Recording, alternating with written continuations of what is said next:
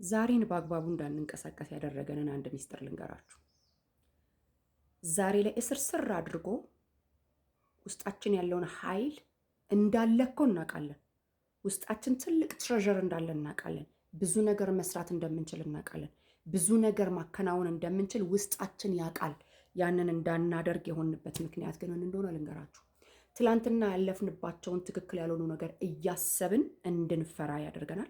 ከዛ ደግሞ ነገ ምን ይመጣ ይሆን ብለን እንድንሰጋ ያደርገናል። ስለዚህ በትላንትና በነገ መካከል ደግሞ ዛሬ የሚባል ቀን አለ። ይሄንን ዛሬ የሚባለውን ቀን የሚነጥቀን ትላንትናን እያሳሰበ እያስፈራና ነገን እያሳሰበ እያሰጋ ነው። ስለዚህ ሁልጊዜ ቀናችንን እንነጠቃለን ማለት ነው። ነገም ሲደርስ እንደዛው ነው። ዛሬን እያሳሰበ ከነጎዲያን እያሰጋ ነገንም ይነጥቀናል ማለት ነው። ስለዚህ እኔ እንደዚህ እላቸዋለሁ፣ የተሰጠን ቀን ዛሬ ነው። ዛሬን በአግባቡ እንድንኖር ነው አይደለ? ለነገ ክፋቱ ይበቃዋል፣ የራሱ የቀኑ ክፋት ይበቃዋል ይላል መጽሐፍ ሲናገር። ስለዚህ ነገን አትስጉ። ትላንትናን እያሰባችሁ እንደ ትላንትናው ይደርስብኝ ይሆን ብላችሁ እየፈራችሁ ዛሬን አትነጠቁ። እችን ላስታውሳችሁ ነው የመጣሁት። ጠላት ይሄን ነው የሚያደርገው። ትላንትን እያሳሰበ ያስፈራናል፣ ነገን እያሳሰበ ያሰጋንና ዛሬን ይነጥቀናል።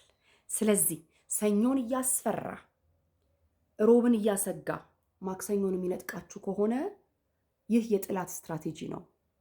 ንቁበትና ዛሬን መኖር ጀምሩ። እንዳትረሱት። ዛሬን በእምነት መኖር ጀምሩ። የተሰጠን ቀን ዛሬ ነው። ዛሬን ማጣጣም ጀምሩ። ዛሬያችሁን አታስወስዱ። ዛሬያችሁን አታስነጥቁ። አሜን። እችን ልነግራችሁን የመጣሁት። ተባረኩልኝ። ከጠቀማችሁ ሼር አድርጉት።